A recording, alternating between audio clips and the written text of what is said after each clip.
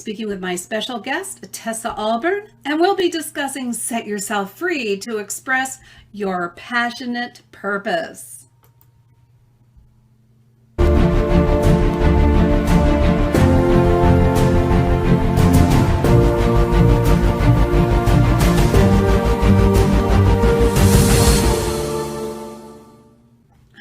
Hi everyone, I am so pleased you're joining us today for a very special interview, as I said, with Tessa Alburn, and we'll be getting started in just a moment. But first I want to say thank you for taking the time to be here with us today.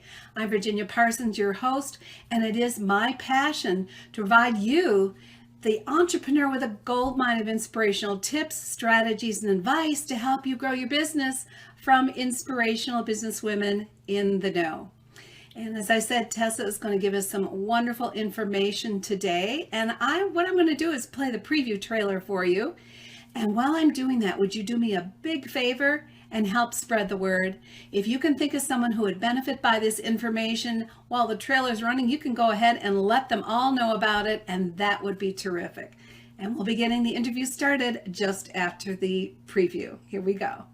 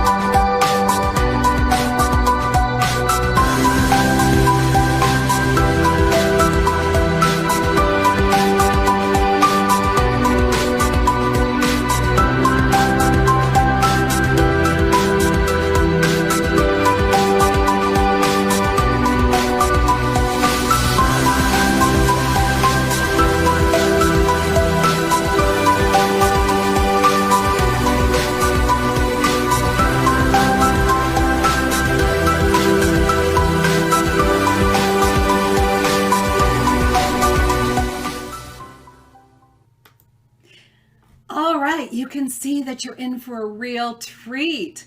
That's right. But today, first I want to let you know that the show is sponsored by hangout-marketing.com, where you can receive a complimentary live stream assessment. Now, why might you want to take this? Because if you want to increase your visibility across all the social platforms, you really want to know the ins and outs of live stream broadcasting. So all you need to do to take advantage of this free assessment is to text pound success to 775-800-4179. The assessment will only take you a couple minutes, and you might even qualify for a complimentary Shine broadcasting session with me. So go ahead and check that out. It will only take you a few moments. All right, so let me introduce you to Tessa, because today we're introducing her on how to set yourself free to express your passionate purpose. Many entrepreneurs struggle to express their purpose genuinely, but today Tessa will share the number one thing that may be choking the lifeblood from your passion and your work. And she's going to explain how that may be preventing you from creating your most amazing and powerful work.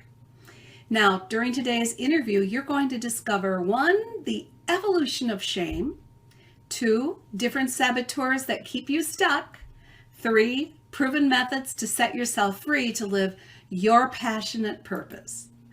Now, Tessa is the founder of Realized Soul and has served women and men for over 20 years as a guide, an intuitive coach, healer, and curriculum designer. The focus of her practice is helping women unlock their dream by getting you deeply connected to your authentic soul and who you came here to be, so that your inner fire lights up and you finally get your creative project fully expressed and into the world. Now, in addition, Tessa is a classically trained vocalist and flautist and often brings restorative power of sound into her retreats. She has lived in 9 states, 5 countries, and has scuba dived, get this, in more than 1,000 times in beautiful waters from around the world. So Tessa, welcome. My goodness, what a resume you've got there. Well, thank you, Virginia. Yes, I've had a very, very rich life. I just have so much gratitude for all the various chapters and adventures I've been able to live into and receive so much joy and also just connection, right? Connection with my soul, with the soul of this earth, and it's also just given me this really beautiful way of connecting to so many different kinds of people through all those experiences. So thank you for having me here. I'm really excited to talk to your audience. Well, and I want to welcome you back too. And it's not that often that I have guests return, but you've got so much valuable information to share. And I think the timing is so important right now. You know, we're in kind of a unique transitional time on this earth plane, and how it relates to the soul connection, I think it's just so very important that I'm just thrilled to have you return today. So a little bit of background our viewers always want to hear. You may want to switch it up a bit from what you shared last time, maybe some different details, but basically let us know how you came to be focused on the soul connection and the name of your business, which is called Realize Soul. Tell us a little bit about that. Well, since I can't exactly remember what I shared before, I'm just going to trust that what comes forward today is going to be exactly what everyone needs to hear. And, you know, because spirit is always moving through us anyway, and we're always like recreating ourselves. So I think what I'd like to share is I knew as a young girl that, or I felt like I didn't belong, but I knew there was something more. I just was always driven to keep learning, especially around areas of information that were a little more mysterious. Of course, that's partly the Scorpio in me. I was always looking for the hidden threads, the hidden energy, you know, studying mythology at a very young age, hiding big giant mythology books in my locker at school so nobody would think I was a little bit off. And that journey, just continuing to learn, continuing to hear tales and the mythologies of tribes, of different like vision quests, as women came into empowerment. You know, as I got older, different topics would interest me, but it was always something similar. And it really helped me heal because I was carrying big sadness from my ancestral line, a lot of grief, a lot of loss, and unfulfilled dreams as well. And I utilized that process of learning and of going really deep inside myself. And going through the gauntlet, you know, it wasn't easy. Like there were many, many dark moments where I thought, is this it? You know, is this all there is? And so I developed a very unique way of communicating with what I call God at that time, and continued to just start communicating with spirit, with source, until eventually I realized how loving it was. It took me a while to get there. I had to remove actually what we're talking about here today, the things that are blocking you. The number one thing really that's blocking you from your passionate purpose. That was huge for me. And so I'm going to be talking about several different types of ways that this happens. And I can tell you all of those happened to me, like, or those were part of my psychology. They were part of my growth, what I needed to overcome in order to be here and be in a place of service now to others so they don't have to struggle so long. Well, you know, we often teach what we have lived, don't we? Yeah. And the lessons that we've learned. And so, you know, our topic today is not about setting yourself free. And it really does sound like that was the path you were on to setting your own life free. And as you said, stop choking the lifeblood from your passion. So obviously from a young age, that must have been part of the struggle that you went through and that you now want to share with people today. So I'm thrilled to have you here sharing your life experience, because that's how we all grow. That's how we all evolve. You got to live through some of these things, don't you? You just can't read about them in books, can you? Correct. And and I think there's like a new update to that old adage about, you teach what you need to learn. I think it's the opposite now. It's like you learn what you're going to teach. And I stand by that. And you're out there doing it, and many of the fine other female entrepreneurs, male entrepreneurs that are out there really sharing what's truthful, authentic for them, and it's helping so many people.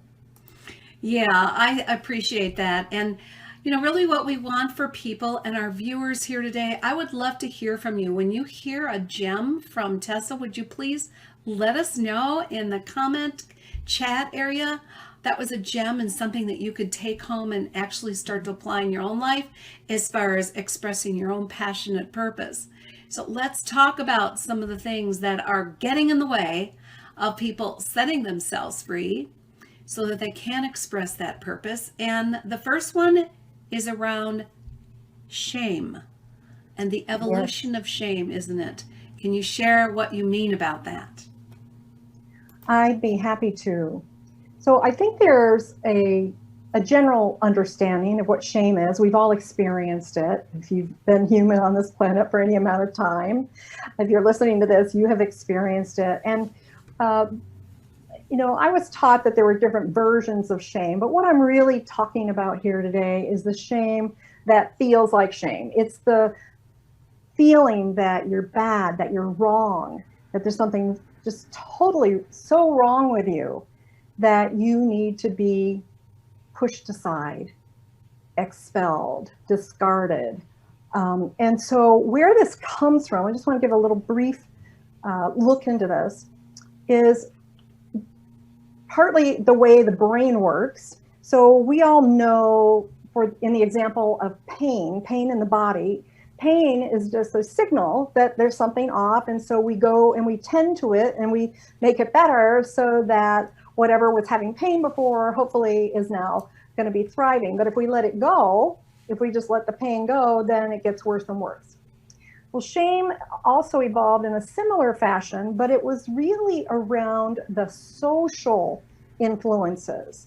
So having shame come about meant that society, or specifically in tribal cultures where people were living in small communities and heavily relying on one another for their survival. They relied on each other for food and for raising the children and for warmth even, just like huddling together before there was a fire. It was so important to have everyone on the same page, that shame evolved as a psychological mechanism to assure that the tribe would be healthy. Because what it meant was, if you were so bad, if you wronged the community in some way, it was very uncomfortable to keep living with each other, and all eyes were on you. And it meant also that the tribe could actually suffer. So, for example, if somebody was told, let's say a tribe is living in the jungle, and they all are like, don't go over there into that part of the jungle because there's some bad berries, etc., something like that. And then one day somebody sneaks out and they're like, they're not going to know. We really need some more food. I'm going to help out, and I'm going to go get those berries. I had one or two and it was fine for me. They bring them back, and then half the tribe is deceased as a result, or seriously ill. And so the tribe then, they figure out what's happening. They shame the person so badly that the person can't really even stay there anymore. They become the scapegoat, or they might even be exiled. And I think this is where the real sting of shame is because literally people were told to leave. If they did something so egregious that it threatened the well-being of the tribe, that they were told they must go. Well, what that meant back then, it's not like now. You couldn't just move to another state and, get an apartment or a home or live in your RV. You literally were out in the elements, and you were at the will of nature. And it very often meant that these people simply ceased to exist. They died. They could not sustain themselves. It really took a community. And so that has been with us. It's been part of what we receive in our genetics, and it's come down through family lines. But now it's definitely a little displaced because we don't really need it. When we're conscious, we can say, oh, that's a bad thing to do, but it doesn't mean we're going to abandon you forever. Doesn't mean you're out on the street, but that reaction is still there for us. We haven't been able to completely disconnect just naturally. So we have to think through it. We have to have a process in order to be able to disconnect from that shame. The shame monster, the saboteur is what I call it. And they take on sort of different flavors, different personalities. So what you are saying is that actually shame is in our DNA. It is. Absolutely. It's in our DNA. And the fear around shame, and which could cause us to really be choking our own passion off, is innately a fear of death. I mean, if you go deep enough. Yes. Whereas, and I can see how this could also be reflected in families that disown people, or religions, modern day religions that, throw people out for whatever reasons there are. But what you're getting at is that what happened to our ancestors has come forward through the cultures and inherently through our DNA, so that it's always getting in the way until you wake up. Am I onto something there? You are totally on track there. That's absolutely what's happening. And, so some of it will happen in a current family of origin. You can be shamed there. Many of us have those memories with us, but there's also that ancestral shame that comes with, ownership of property or success or whatever it is. The family is really wrapped up in needing to appear a certain way. It's not that they're just egotistical. They literally could be carrying centuries of shame messages around what their status needs to be. And until we wake up, we carry it too. And it definitely blocks creativity. It blocks the ability to express, and it certainly blocks our ability to actually be on purpose and in alignment with our soul. So did you discover this in your own background? Is this a major thing that you had to overcome? Absolutely. That my whole childhood journey into young womanhood, into a young adulthood. I mean, I would say that, every few chunks of years, there would be like a new shame piece that I was trying to overcome, like shame around my body when I was really young. A lot of shame, a lot of emphasis on the shape and the looks, right, of young girls, and I was no exception. And somehow my sister was tall, I was not. I had the freckles, I looked like a boy for some time. People were freaking out if I was a few pounds overweight when I was in 4th grade. And then the shame, for example, of my mother was put onto me, so much so that she had my sister and I at a doctor's office on radical medications when I was 10 and a half. 10 and a half, and my sister was 7. I mean, it was significant, and it altered our hormones for years to come. That's something that I still work with. But so many ways the shame has shown up, and it kept me from being able to express my voice. I'm a musician, you mentioned that. It was so hard for me to be in front of people, much less like making a video like we are here today, a broadcast. It was so intense. The feelings that I would get when eyes were on me, that I just wanted to collapse. And sometimes I did. Sometimes I just collapsed inwardly, or just would fall apart emotionally because I didn't have what I needed, didn't have the support, and the voices were just going off in my head. You might think of it like inner critic, only it's just more intense. Yeah, and that just reminds me, and it puts a whole new spin, so to speak, on the phrase "shame on you," Because Oh, yeah. now I'm starting to understand what you're saying about that. This reflects, when you even hear that term, it reflects so much deeper than you might think of consciously. There's a whole subconscious aspect to that phrase that can really trigger things. Let's move that whole concept into the Yes. saboteur that you were talking about, being sabotaged from being able to express your passion. And it sounds like there are a lot of them. Is that right? Yes, well, there are a lot of ways you can be sabotaged around this. I've identified 5 primary, call them types or personalities, and I can give you a little bit of a brief definition of them if that you think that would be helpful for your listeners. Yeah, I Um, think so, because we've all heard the term saboteur, but to get specific on how that relates to each of yes. us as individuals, I think that would be helpful. Go ahead. Okay, great. So the way that I'm presenting them here is how they're showing up now. Right. So I'm not going back into your childhood or anything. We're looking at the lens of this is how these saboteurs could be showing up now in your life. The first one I'd like you to know about is the attendant. And the attendant is definitely one of my favorites because she looks amazing. She's caretaking, she's giving, she's always putting people first. And the problem is she's not just giving, she's over giving. She really has no idea how to healthfully set a boundary, how to healthfully say no. She feels if she can't be giving, she doesn't have a purpose. So we see that a lot, in caretaking positions and in employment.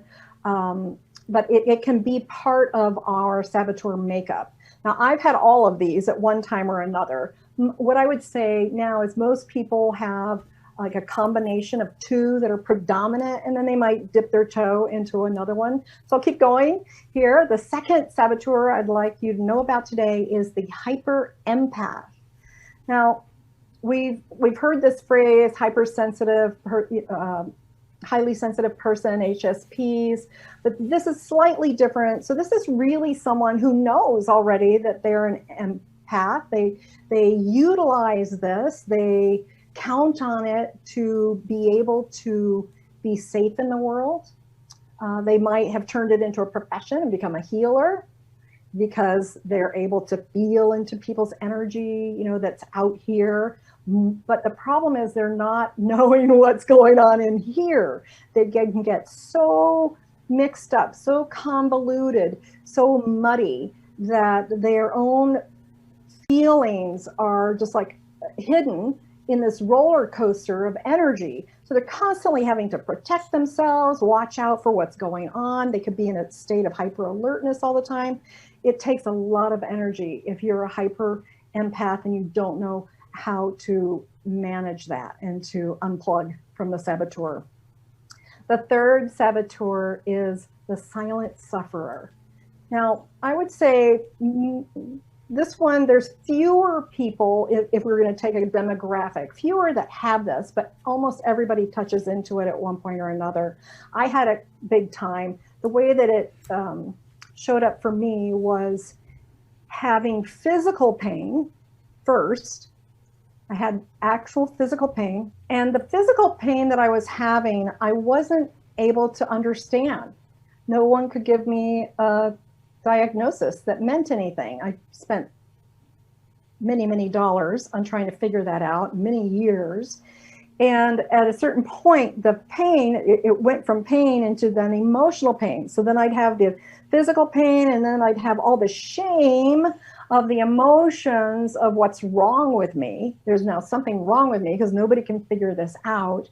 And it was a constant battle, feeling like I had to defend myself around my body and the pain and taking care of my needs. And I could identify some of my needs, but it was a lot for other people to comprehend and be compassionate around. And you don't have to have physical pain to be a silent sufferer.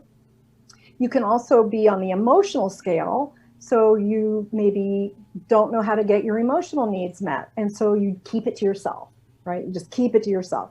So the way that really looks is the silent sufferer is suffering a lot and not able to speak up for the needs that she has. She doesn't know who to turn to, how to ask for what she needs in a healthy way that isn't codependent in those relationships. And so it just gets bigger and bigger inside her until there's some kind of breakdown somewhere. And you can see it in maybe daily breakdowns, or like being in your car wanting to scream, a little too often. Like I'm all for healthy release, but when there's the habit of the buildup of whether it's physical pain or emotional, this is probably linked to the silent sufferer, that you have no rights, that you shouldn't be asking, be quiet, sit there, you're weird, you're wrong, what, the whole thing. Okay. Well, I'm just going to jump in and say these are so important. And I really, all of you watching, whether or not live or during replay, are you identifying with some of these? We've got 3 so far: the attendant, the hyper empath, and the silent sufferer. Which ones are you identifying with? I would love to hear that, but go ahead, because you've got 2 more. Excellent. All right. The next one is the pretender. Now, this is usually a very smart woman, and she's doing a lot for everybody. She probably has a little bit of attendant in there. She probably also has a little bit of silent sufferer.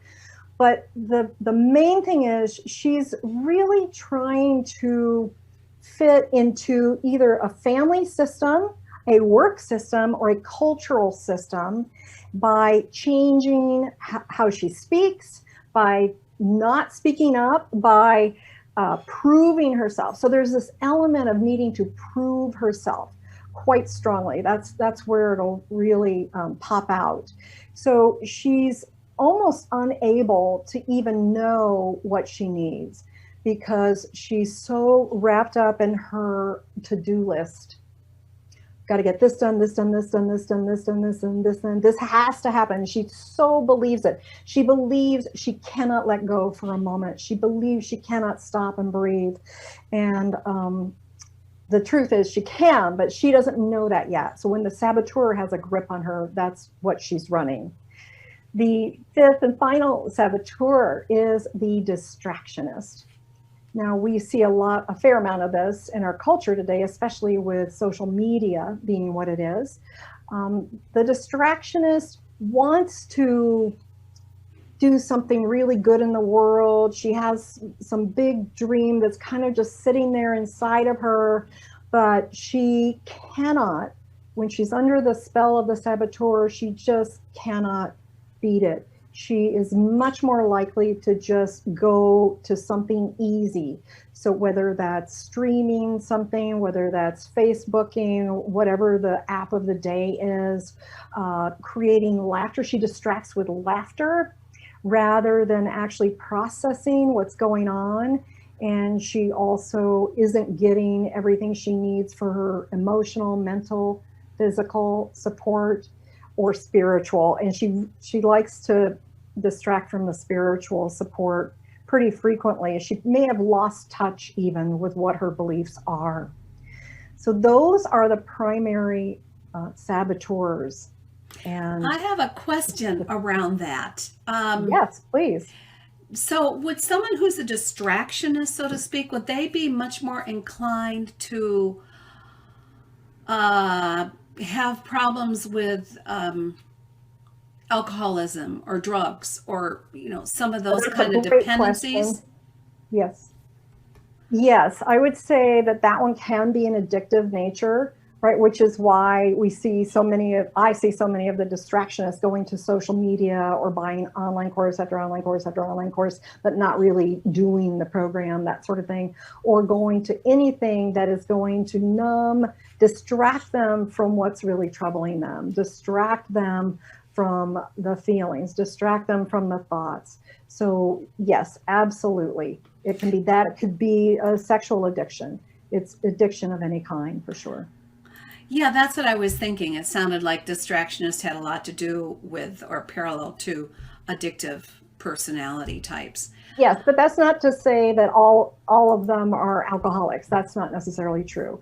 There can be bouts like some of the distractionists I've worked with, like one of them would drink, party, and the rest of the week it was just like really down, and she would distract herself with something more convenient, streaming this, that, or the other. Got it. Okay, well, this is great information. So all of you, I hope you've taken a couple notes and maybe noticed where you fit into the saboteur type. She's just gone over 5. The attendant, someone who tends to overgive and has no boundaries. Someone who's hyper empathic. Someone who's a silent sufferer. I can see how shame can be related to that one, definitely, because you're not getting the answers you're looking for. The pretender, and then finally the distractionist. So great information here. Well, if you figured out what you might be, I'm thinking of a couple that I've got that have been playing with me my whole life. Okay, Tessa, I know you've got some solutions for us. I know you've got some tools and methods that are proven to help us set ourselves free from these kind of shameful saboteurs. So do you want to start sharing that with us? I'd be happy to. When I think about some of the women, the clients that I've worked with, and the saboteurs that they've overcome, several pop out as just beautiful examples of having done the work and gotten to the other side. So I'd like to tell you a little bit about a gal I call JC, and she was a hyper empath, and she had, because of the propensity for feeling into energy, when she was in her first marriage, which was not very healthy, her ex took advantage of that and used all that energetic material to basically mentally abuse her. And then, of course, it became emotional abuse. So it wasn't overt, it was very covert. But the messaging all the time was, what's wrong with you? What's wrong with you? There's something wrong with you. You don't deserve to, et cetera, et cetera. So that was where she had come from, but she couldn't get out of that on her own. She started to do a saboteur process to unlink from that. And the key piece that was profound for her in the process was a rewriting process, where literally there was a specific memory. So there were, of course, many memories, but there was a specific one that we worked with where she was able to rewrite that experience. Now, it's not like just sitting down and writing a few words. It's an actual deep process with interruptive tactics, and then a re-envisioning of it. But I call it a rewriting. So she was able to rewrite that, and she just suddenly like lit up from that. And she had done a lot of other work on, restricting beliefs and things like that, but she was ready for it. And she now, she hardly gives her ex a second thought. She's launched her own business where she's inspiring other women. She's just like this creative energy bubble. She's just constantly going. She's manifesting abundance like crazy, and she is living her truest passion project. And she's having a lot of fun too. And she's got kids. So this was really important, that she felt like she could truly be herself, because she knew she was role modeling the old saboteur behaviors to her daughters. So she's overcome that. I'm just so proud of her. So, wow, that is so important what you just said. It's not just about you changing your history a little bit, rewriting it, re-envisioning it, but what happens, not only are you setting yourself free, you're setting perhaps your next generation and thereon free. So that's really exciting. It is, yes. And I think when most women, they're thinking about their children, they have thoughts. Of course, everybody wants to be a great parent, but they don't always know what to do. And when you have that breakthrough, when you're able to set yourself free, and your kids are like, "Wow, Mom," it's just amazing, and it's life altering for everybody, and the family line as well. There's healing that goes back up through the ancestral line. So I'd like to also share with you one of my pretender clients and a little bit of her journey, if we have time for that. Yes, please do, because I'd like people to be able to relate to more than one solution. So go ahead. Absolutely. So this client, McKenna, she had a very strong pretender saboteur, and it made a lot of sense. She came from a different country. I'm going to give her a little bit of privacy here, so I'll just say she was an Asian living in Asia, and there was strong work and corporate, but also familial patterns around really having to be a specific way, very, very rigid, and who you got to be and how you did it and who you married and where you went to work and what time you worked from. It's just very, very rigid. And she was a high creative, very entrepreneurial. What she needed to do was find the strength in order to be able to do a deep release process, a cathartic release process. And when she did the cathartic release process, she felt it. She felt it in her body. She was like, now I don't just know, my values and part of my authentic self. It like started to come together. She had to really feel it in her body through that catharsis. And she was able to individuate from her family's programmed roles that they kept putting on her. And they haven't changed still, but she's able to be herself now. And she is now focused on her soul mission, and she's bringing hope to young women around the world. So I'm super excited about her. All right. So two different processes, or maybe they intertwine as you work with clients. But in the first case, we're talking about a rewriting and a re-envisioning. And here you're saying that what she had to go through was really cathartic. She had to actually experience this on a physical level. And it takes a little bit of, what did you call, extra strength, newfound strength, in order to go through this process. So I'm assuming this is something that you guide people through as you feel it's appropriate for them. Is that correct? That is correct. Yes.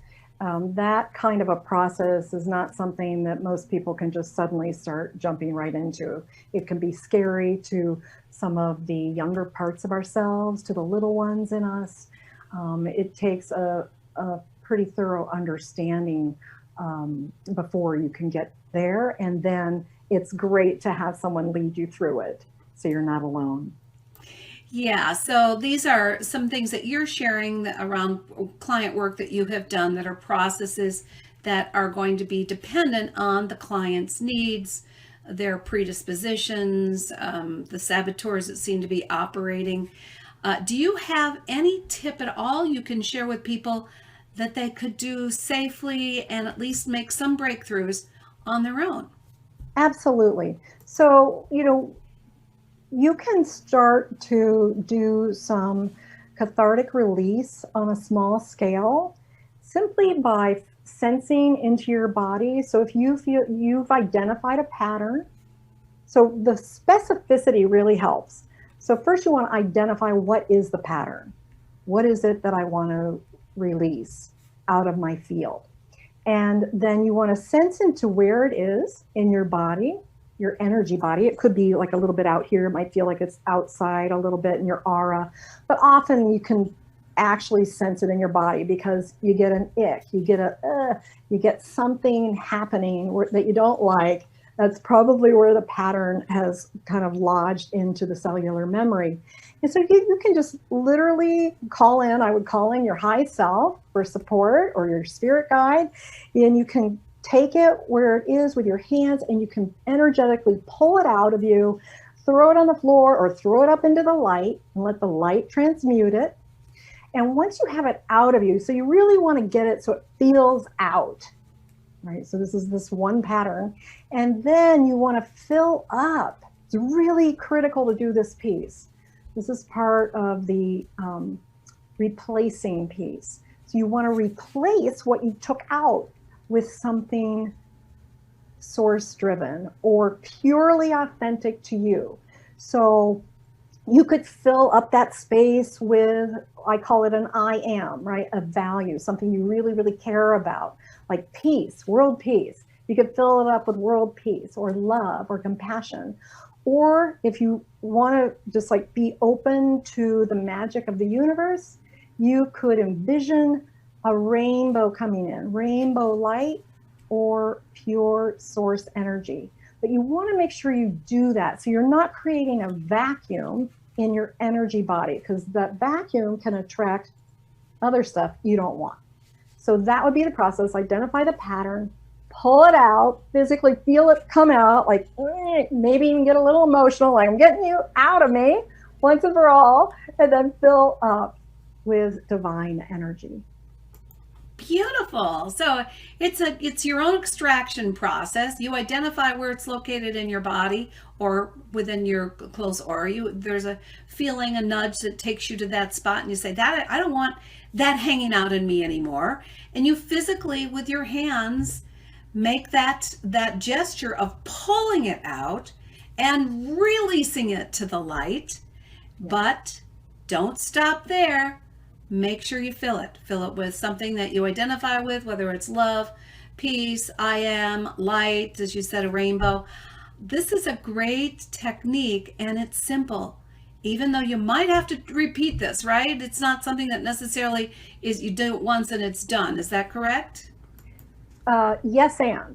So depending on the pattern and how many different ways you got it, how you learned it, or it was programmed into you, that will determine the extent of which you may want to release it. So if it's something that's showing up in your relationship, whether there's a certain kind of trigger, if you're noticing you're still getting triggered around that pattern, then just do this process again. That's probably the proof is in the pudding, right?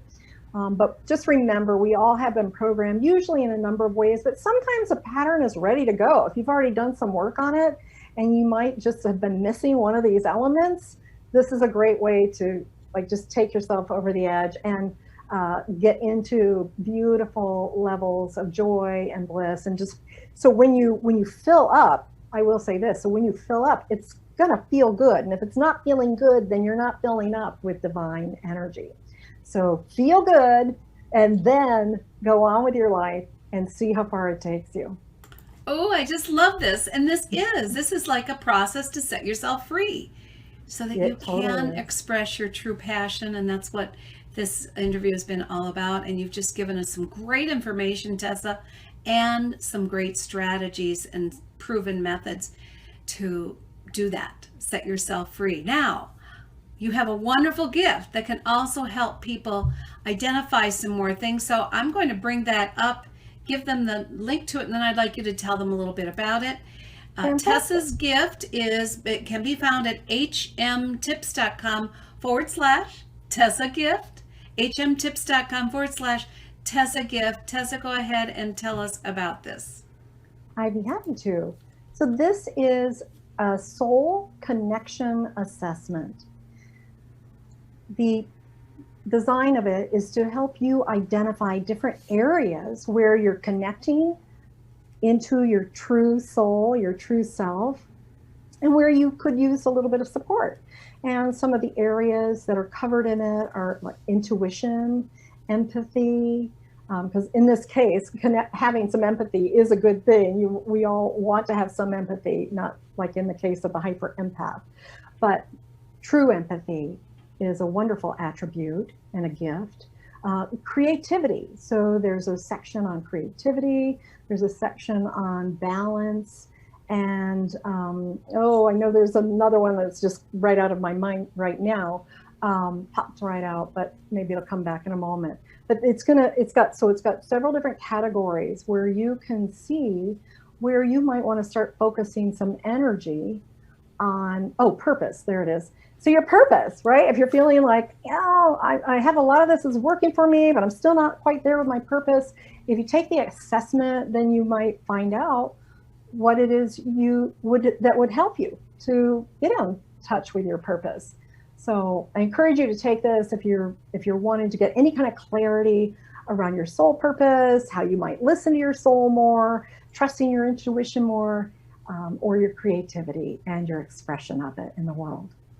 Wonderful. Once again, it can be received at hmtips.com /Tessa gift. And Tessa, what can they expect after the assessment? Oh, thank you for that. Yes, they're going to get, so you'll take it. They'll certainly, you'll probably have some ahas while you're taking it, but you're also going to get a full report. So the report is going to show you exactly some very specific steps you can take, some specific methods you can start incorporating, practices into your life that are going to support you in these areas. Sounds wonderful. So Tessa, I so appreciate your being here with us once again to provide really such powerful and important information at a time when we are all kind of seeking this opportunity to grow, evolve, elevate our awareness, our vibration, etc. So you've just really provided some wonderful tips, but I'm going to give you one last opportunity. Is there one last little thought that you would like to share with people before we say goodbye? I would like to say that your soul matters and you are here for a purpose. So do the work so you can express your passionate purpose out to the world and enjoy the bliss of that, the joy of that, and the love of that as you engage with others here at this time. Fabulous. Enjoy the bliss of that, making your true soul connection. Such wonderful final words, Tessa. Thank you so much for being here. And thank you all for joining us today. I'd love to hear more about what is the gem that you loved the most from what you heard from Tessa. I'd say it's the process she just gave us. I think that's just a powerful gem I plan to use when I feel things off a little bit inside me. Pay attention to what's going on in your body. It's giving you signals. Yeah. And you need to pay attention to them. Don't go into distraction mode. All right. So thank you so much again. And to all of you, thank you. We will talk to you very soon on the next Inspirational Business Women Show. And until then, feel your bliss. Go out there and make it a great week, everyone. Bye-bye now. Bye-bye. Thanks so much for watching today. Do you know someone who would be a great guest for our show? Or would you like to be a guest on the Inspirational Business Women Show? Let's shine the spotlight on your expertise. We'll share your story while offering tips, strategies, and advice to our viewers. Expert interviews are a great way to build your reputation as the go-to expert. Go to shinetips.com/IBWS to apply today. Women are waiting for your message, and I can't wait to interview you.